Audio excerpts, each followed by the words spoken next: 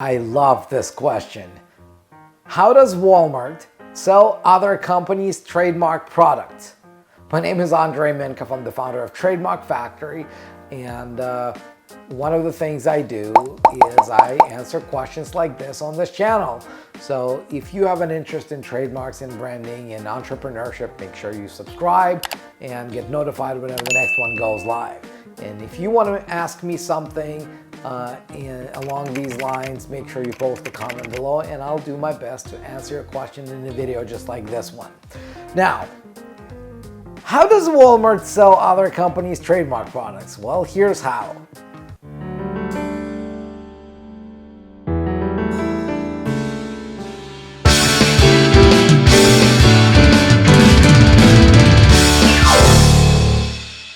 They buy and they sell them. Well, actually they don't buy. They enter into an agreement whereby the manufacturer or the distributor brings those products to them, they sell them, and that's how it works. So I guess your real question is, how come it is that those products that have trademarks all over them, how does Walmart not infringe on those trademarks? And it's actually a good question. It's a deeper question that I made it look, because there are two types, well, not two types. When you register a trademark, you register it for specific goods and services. And let's say you're selling beach balls, right? So let's say you're, I don't know, Wilson, right? From Castaway, right? You're making beach balls. When you trademark your brand for beach balls, that means that nobody else can manufacture Wilson beach balls. Nobody else can sell beach balls that were not manufactured by Wilson or by the company that owns the Wilson trademark. That you can do with your trademark, but that trademark does not prevent anybody from selling legitimate Wilson beach balls, because there's this thing called the doctrine of first sale. And really, the manufacturers want their products to be sold in multiple markets. That's the reason they start the business. That's the reason they manufacture the goddamn beach balls. So that's why.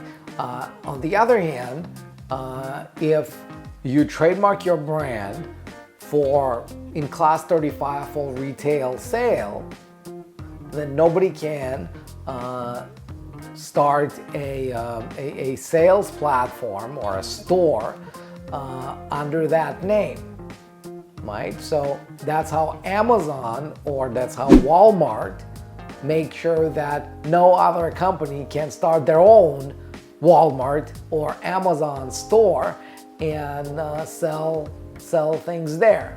So that's the second part of this equation. And usually what happens is the brand owners take very good care of making sure that if they've got a distributorship agreement, they make sure that they control the use of the brand, the way, who can use it, when they can use it, where they can use it, and how they can use it, including how it's advertised. One of the cases that I've commented on a while ago was when Tiffany sued Costco for selling counterfeit rings, and because there was a trademark infringement there.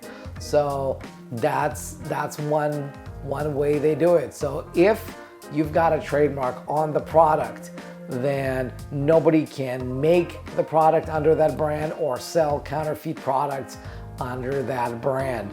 But if Costco was selling legitimate Tiffany products, then there would not have been any trademark infringement in doing that.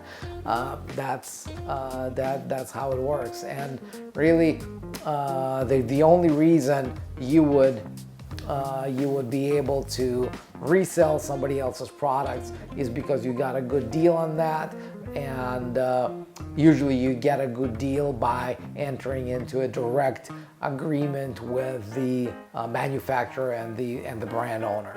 So that's how Walmart can sell other trademark products. And if you, like I said, that's such a great question, because if you just go to Walmart or any other store and just walk along the shelves, you'll be shocked how many of the products are trademarked.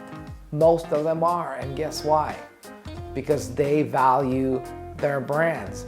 Because ketchup is ketchup, right? But the brand of that ketchup is what people recognize. Anybody can make ketchup. Nobody can replicate the success of Heinz. And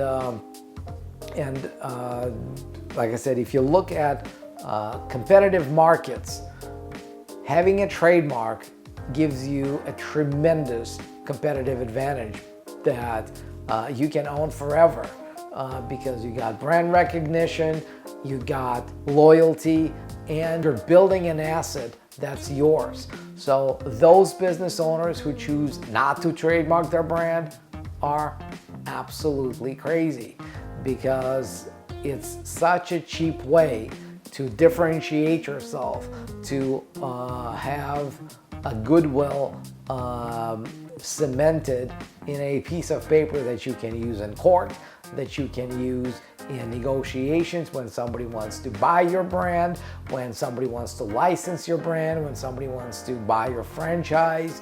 The expense on getting your brand trademarked is negligible compared to the benefits.